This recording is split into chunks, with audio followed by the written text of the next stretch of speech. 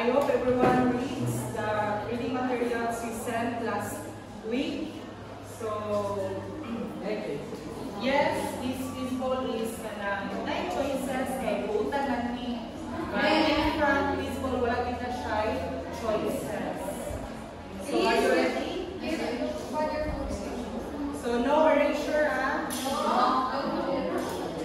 No code, okay. I hope na nakasagot na. Remind ko the beginning. Are you ready?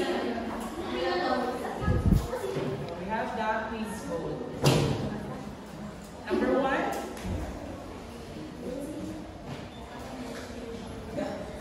Which year was the ASEAN Work Plan on Education 2021 to 2025 adopted by ASEAN Education Ministers?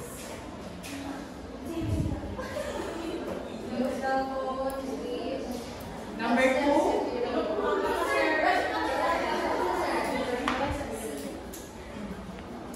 If you read the periodicity, you can answer that one. Ready?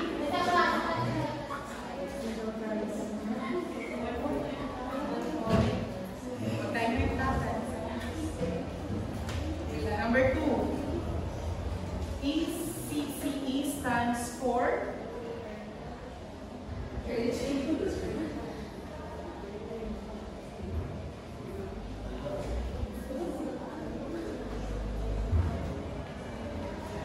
Number 3.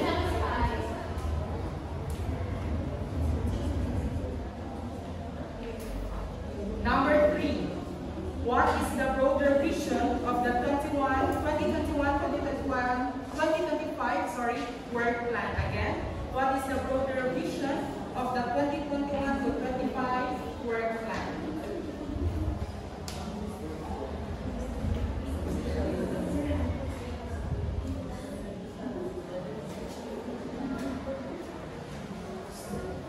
Number 4.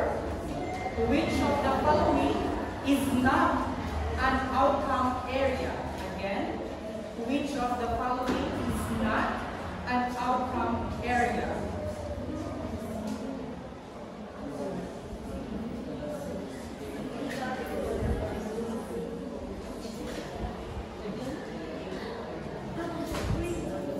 Number 5. The work plan promotes resilient education. What does this primarily mean?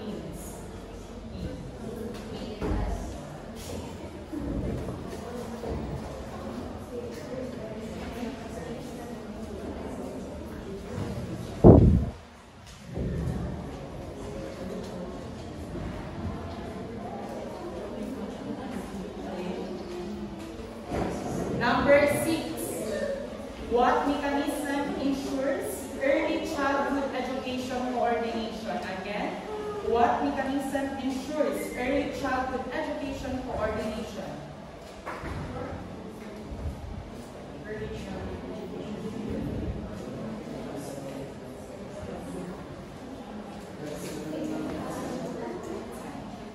Number 7. Which statement best summarizes outcome 3?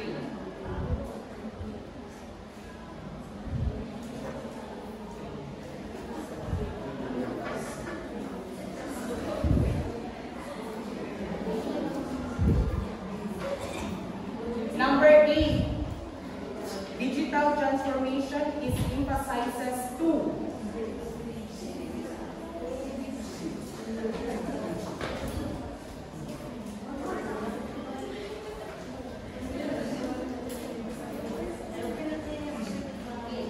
Number 9. ASEAN awareness includes promoting.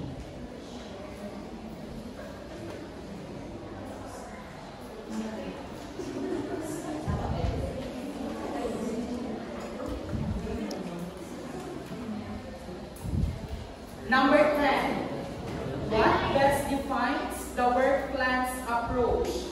What best defines the work plan's approach?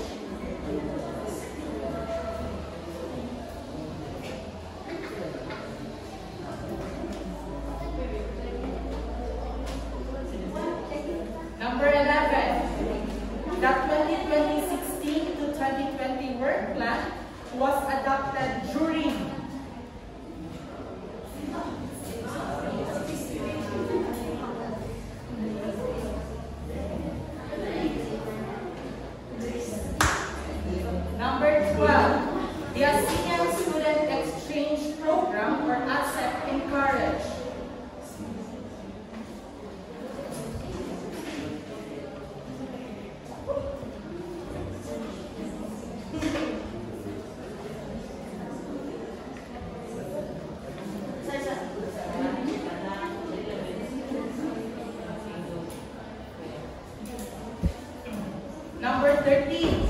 The ASEAN source book is used to.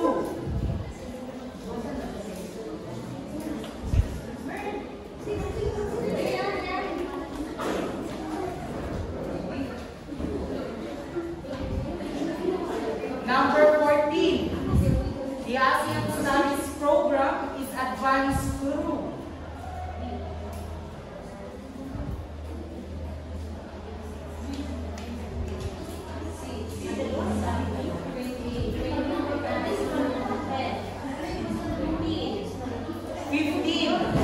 The ASEAN in Today's World program is hosted by.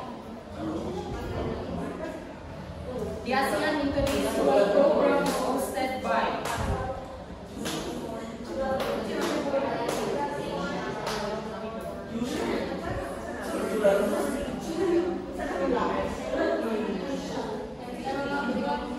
Number 16. Share is an initiative that supports. Share is an initiative that supports.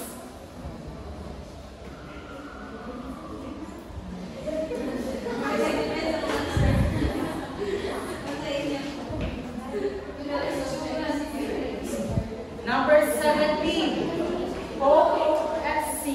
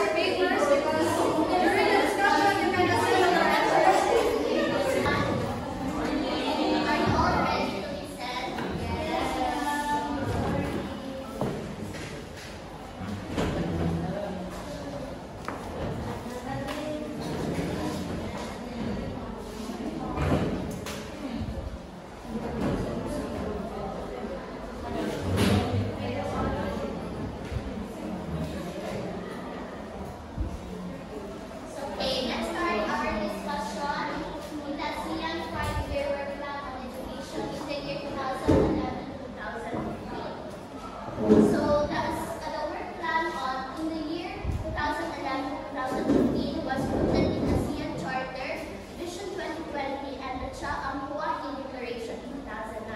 So ASEAN Charter was a foundational legal document of the ASEAN, which was adopted in 2007 and was entered into force on December 15, 2008. While Vision 2020 was adopted by the ASEAN leaders in 1997 during the Kuala Lumpur 2017 summit, and it outlines the long-term goals of the ASEAN to be achieved by the year 2020. And the Hawaii Declaration in the year 2009 is adopted at the 14th ASEAN Summit held in Thailand in 2009, which laid the roadmap for realizing the ASEAN Community 2015. So it formalized the implementation of the ASEAN Community pillars, which is the ASEAN Political Security Community, the ASEAN Economic Community, and the ASEAN Social Cultural Community. So this work plan wanted to promote a caring and sharing community through education. So the political security, its goal is to ensure that countries in Southeast Asia live in peace, stability, and harmony, while the economic community main goal is to ensure a single market and production base, a region, a Southeast Asia region with free flow of goods, services, investment, and skilled labor and use of capital. And the social cultural community goals is to build a caring and sharing society that improves the quality of life of all ASEAN members. So the work plan was developed from the 4th ASEAN Education Ministers meeting on 2009. It serves as a framework for regional integration and education cooperation within and beyond ASEAN, and collaboration with CIMEO, AUN, and global partners. So CIMEO stands for Southeast Asian Ministers of Education Organization, while AUN stands for ASEAN University Network. And global partners such as UNESCO and UNICEF. So this is the overall objective of the work plan, which is to strengthen ASEAN's education system for quality, access, and competitiveness in the global market. So it wanted to improve how schools, universities, and training programs work, including its teachers, students, curriculum facilities, and policies. And aside from that, it wanted to ensure that students receive high quality education, a quality education that develops critical thinking, values, and creativity among students. And it wants to make sure that everyone has also a chance to study, regardless of their gender, their background, and economic status, because that's the right of the students.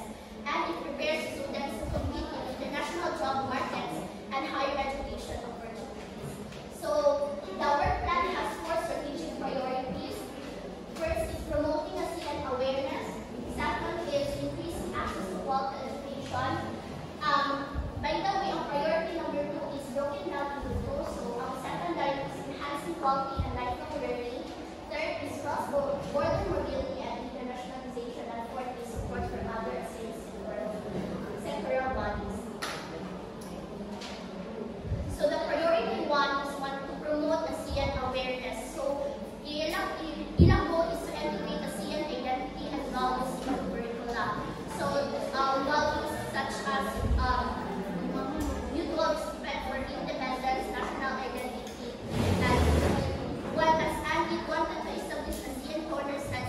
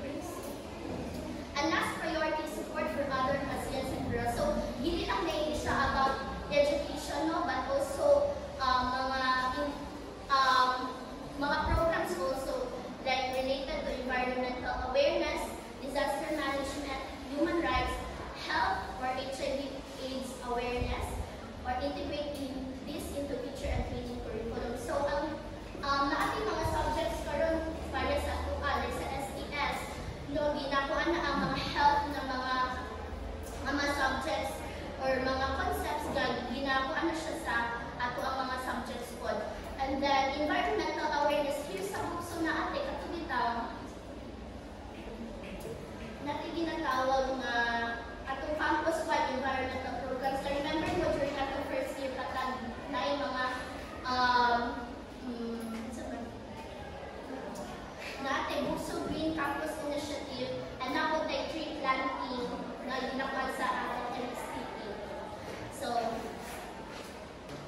the work plan, resources and monitoring is collaborated with its key partners at dito na kami ang UNESCO, UNICEF, CMAO, and AUN, as well as mga ASEAN member states. So it wanted to explore education fund for sustainability, and this monitoring is monitors through reports and evaluation, which is held periodically during program implementation, stakeholder feedback. So this is done through surveys, pag-implement lamang programs, and then benchmarking and progress indicators. So expected outcomes is a work plan is for greater ASEAN identity and unity. And second is improved education access and quality. Third is to enhance future competence and student mobility. And fourth is stronger regional and international cooperation. Let's move on to the work plans. Provincial work plan 2011 to 2015, and now let's talk about the work plan 2016 to 2020. Okay. So it is adapted. So sakto ba mo? 9 assets Malaysia 2016. So what is purpose? To provide a coordinated framework for regional cooperation and education that supports the ASEAN Community Vision 2025. The plan outlines the 8 sub-goals, 17 priority areas, and 70 project activities aimed at improving quality access and integration in ASEAN education system. So what are those 8 sub-goals? So the sub-goal 1, promote ASEAN awareness. As you can see, kay Miss Gustilo, kay similarity, ASEAN awareness. So strengthen understanding of Southeast Asian history of culture and identity. So that is ASEAN 4, We need to know unsa asa ta na belong, because we are a Southeast Asian nation. So we have shared culture and values. So we need to study that one. Kay ako would understand other culture if our own cannot understand. So mo na first nga goals sa ASEAN to raise awareness. So yung mga key initiative na gibuhat to achieve this goal is implement the ASEAN Student Exchange Program or ASEP. So as you can see here in Bukso na yung mga other nationalities nga exchange program in exchange po sa atong student here sa Bukso. Ipadala po sila family nga katong naputong po as tugikan itong atong exchange na rin. So to exchange culture and values and also because even though we are in same in Southeast Asian nation, we have different values and in terms of technology na ay mas sa tuwa. So mas advanced, so we could see sa itong mga acquire sa ilaha, so we can learn from them. The next is develop and sustain teaching materials on key shared history and ASEAN citizenship. So for example, in our Aling Panlipunan 7, so before di siya focus sa Southeast Asian, but now i-revise sa matatag ang ato curriculum. So nag-focus siya sa Southeast Asian nga history and cultures. It's because it is better to understand our own kung hata na bilog, because we are, as what I've said, we are a Southeast Asian nation. So dapat one of the first nga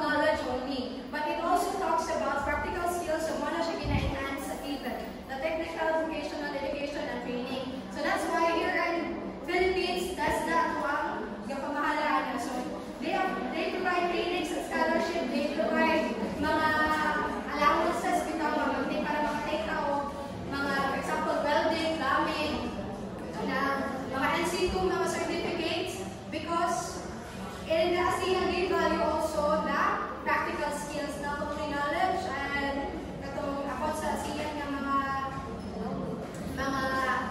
mga information, but also mga practical skills that you could use in your job if magkita ka kayo. Because NC2 is honored not only here in the Philippines, it mag-apply ka, for example, caregiving na NC2, so you can use it to find a good job.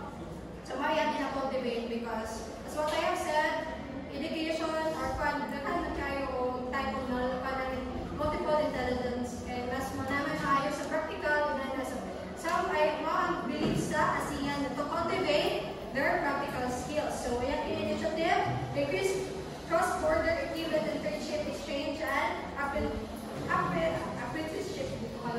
So some of the students, nakita connection in university, for example, sa automotive, some of ka ng mga blessed dito kayo is mapahingo sila sa Japan because Japan, maski dili siya sa ASEAN, mara sa example na nagili na dito sa Philippines, na Japan, or sa Taiwan, inana. So, ipadala sila to learn about sa mga latest na technology, for example, sa automotive, sa technology, and dili sa kuan, sa IT na kuan is naipadala sa Vietnam o Thailand to have a scholarship to learn about mga latest na mga information technology, mga trends, para kapag share this knowledge nga na-acquire that taga-pugso to siya, IT na siya ni-graduate.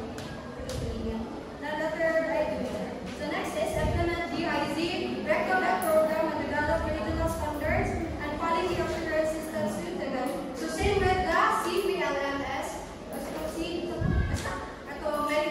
main rate is that natapat na pa siya assessment to use para ma-ensure na the program being implement is effective. Na yung mga after program, na yung mga surveys, or na yung mga kailangan i-conduct na surveys with the participants to ensure na na-achieve nila yung goals. That's what workshop and trainings, work time, assessment mechanism. The next is identify priority vocational sectors and create common skills and frameworks to address workforce. So they conduct studies on say demand, for example, sa global market, ang demand is skills nga welders. So they give funds para maka-conduct training, for example, sa class na may mga free na trainings for welding ka ng small without karon sa pati sa Benetias na small program sa TLE. Sa welding na siya, and sa food and beverage, remember na ako sa Benetias sa Nagyapon. So they conduct studies, what is the trend, and they make a framework on how to implement that program. Number 5 is support education for sustainable development at the ECD. Yeah, objective is integrate environmental awareness and disaster risk reduction. Mag-silo is being discussed kanina. So ang ASEAN is not about education, about the ASEAN itself, and masaya purpose na, but also it is an interdisciplinary program ang saya sa education. So ang initiative is implement ASEAN Environmental Education Action Plan, or the EEAP, and Eco Schools Award. So now ang Philippines ay ang Mukso is kapila ganito siya sa green ng campus ganin awardan siya. It's one example of the initiative of ASEAN na for ganaan is for example, di ba bawal na sa rin o plastics, yung mga bottles. So that's one initiative ay lagi take para may encourage ang school nga mag-cooperate ani yung program. The next is conduct research on sustainability and social sciences to guide education policies. And next, promote safe and resilient learning environment through the ASEAN Safe School Initiative, or the SSI. The sub-goal 6, strengthen higher education quality assurance. So that's why we have the ACO, the ISO, the mga accreditation. They validate if our curriculum or our syllabus is aligned ba siya sa mga goals is na-achieve. So that's why they, time to time, na-accredit sa mga accreditors. So key initiative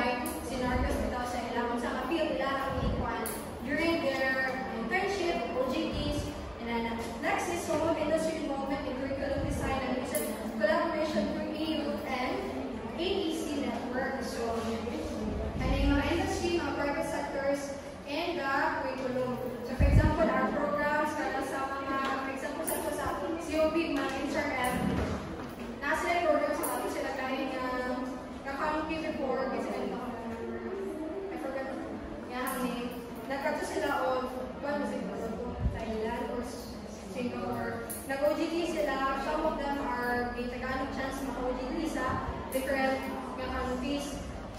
Member na po sa ASEAN. Para dito sila magpat sila kusing sila na to share kung sa ilang knowledge na ito mga na-build ko. For example, the Chinese cuisine, sila na ilang i-build din sa Philippines, sila lagay yung knowledge. So that's how exchange students work. Mag-share sila kung sila na-learn here. Kaya i-interview mo na sila sa supervisor kung sila na-acquire here sa magbalik para doon nila din. Dila kita mo ng interview na may ka na sa gusto bitaw. So before, pero wala na lang sila. Promote industry and enhance Asian student mobility by improving visa access, language support, and alumni engagement. So, kanina kung visa, for example, sa exchange student, dali na ilang po sa visa, and the language support is, mostly sa ASEAN countries is, learn sila as English as their second language nila. So, para when they come to different places here in ASEAN, di sila ma-reason. And next is alumni engagement. Sa ilang alumni, i-share ka ng behalf programs for alumni nila na mga big contribution in the community, ilang ina-coordinate to promote their projects. The last one is build capacity for teachers and education stakeholders, strengthen teachers' competencies and professional collaboration. And how we do this? So through the conducting ASEAN Education Exchange Weeks for knowledge sharing and partnership. So they have seminars, workshops with different nationalities and members of ASEAN. Provide professional development of 21st century skills, English instruction, and ASEAN awareness. Next is establish network of expert and educators to promote cultural diversity and cooperation.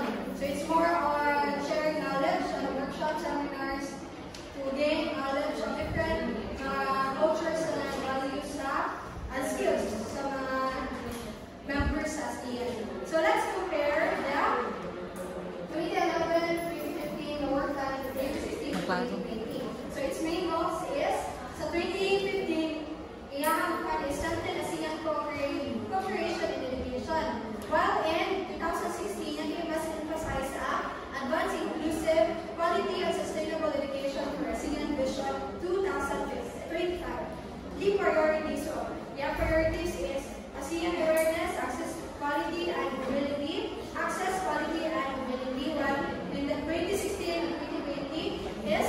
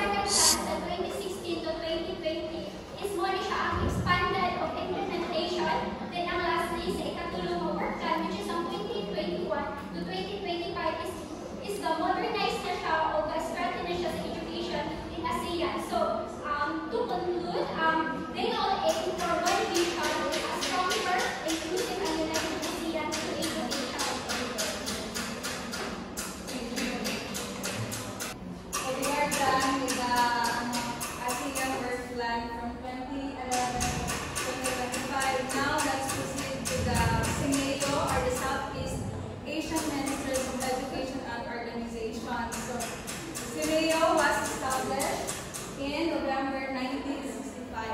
So, it is an intergovernmental organization of 11 Southeast Asian countries that promotes regional cooperation and in education, science, and culture. So, basically, the main goal of CIMEO is to promote education, science, and culture. And its education cluster enhances education quality and innovation through programs in early childhood care, teacher development, lifelong learning, and technical education across the region. So basically, pare-hire sila sa ASEAN Work Plan. And ang ASEAN Work Plan again is very broad, while the CIMEO is more specific through their programs and their initiatives. So the main members of CIMEO is all ASEAN countries. Yes, Timor-Leste is part of the CIMEO.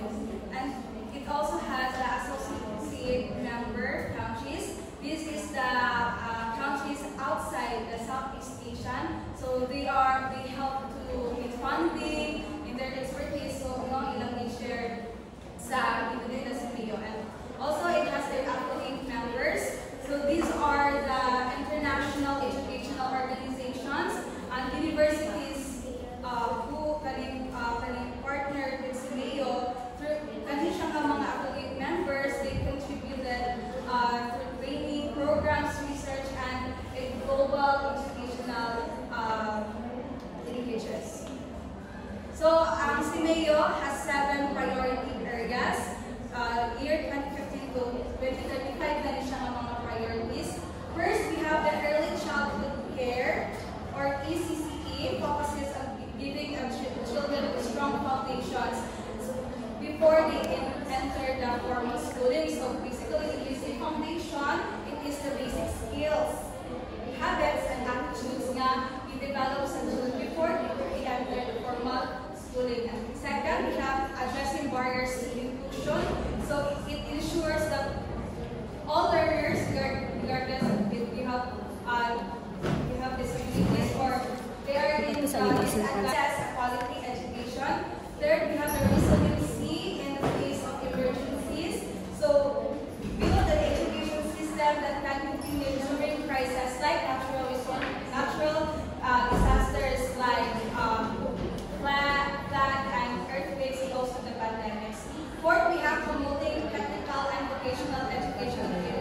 It is also mentioned in NASA ASEAN Work Plan. So we also have ways now to provide practical skills and technical training to help students to be ready, job ready, and support national development. In fact, we have revitalizing teacher education. So this is for the teacher to improve the teacher training methods and professional development. And 6, we have promoting harmonization in higher education and research. So strengthens cooperation among ASEAN universities and promotes research collaboration. And of course, the last one, adapting 21st century curriculum. So basically, it's all about updated learning programs. So on sa mga 21st century skills, we have the digital literacy, creative thinking, and global citizenship. Any question? So these are the centers na atong makita within the Southeast Asian region. So first, we have the CIMEO CECCPT in Indonesia. So promotes early childhood care education and parenting through research, advocacy. So as what I have said, Galina, it's about the foundation of the child and to train parents how in parenting. CIMEO said develops community education programs and training for local leaders and youth. CIMEO CL, or the advances lifelong learning for training, research, and consultancy. So one is no age limit, lifelong, with beyond the formal schooling.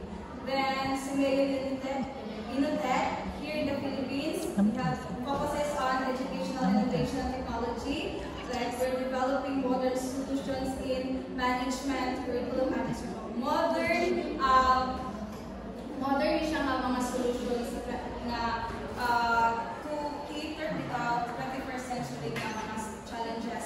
And Simeo QIT, Language, Indonesia, Language Education, Simeo QIT, Mathematics, and Science. In Science, all we can found this in Indonesia. Mathematics, so math teaching, professional development. We can teach mathematics through ICT and integration. Then Science, education promotes based learning and to promote environmental awareness. Simeo exam serves as a center of excellence in science and mathematics. Education through training, research, curriculum innovation. Simeo RELC, Singapore provides language training and applied research to educators and professionals. So basically, dapat ang mga teacher is international proficiency in terms of language. So they provide sa mga training. Next, we have the Simeo RECRAC in Vietnam, strengthens educational management and leadership through training, consultancy, and research. Simeo REHED, or RIHED in Thailand, coordinates higher education development, mobility, and quality assurance across ASEAN universities. Simeo Simolit Indonesia specializes in open and distance learning, that's Kasaligani now, and digital education technologies.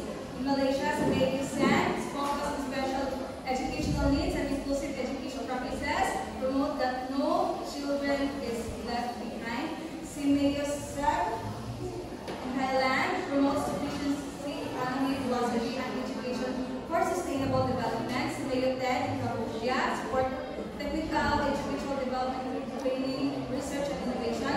And of course, the Simeo VocTech in Brunei Darussalam advances vocational and technical education and training, architect, management, and delivery.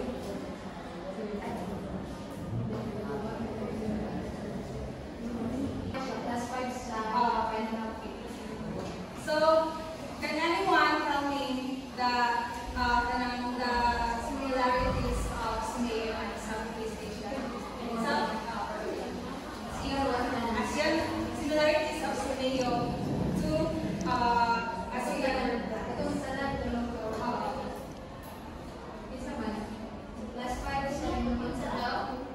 Similarities between Simeo and the three work plans.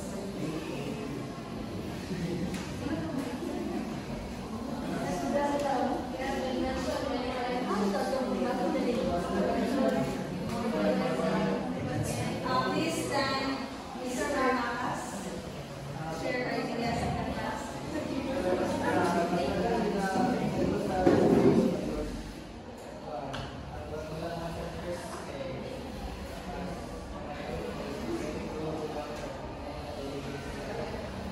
In terms of their similarities,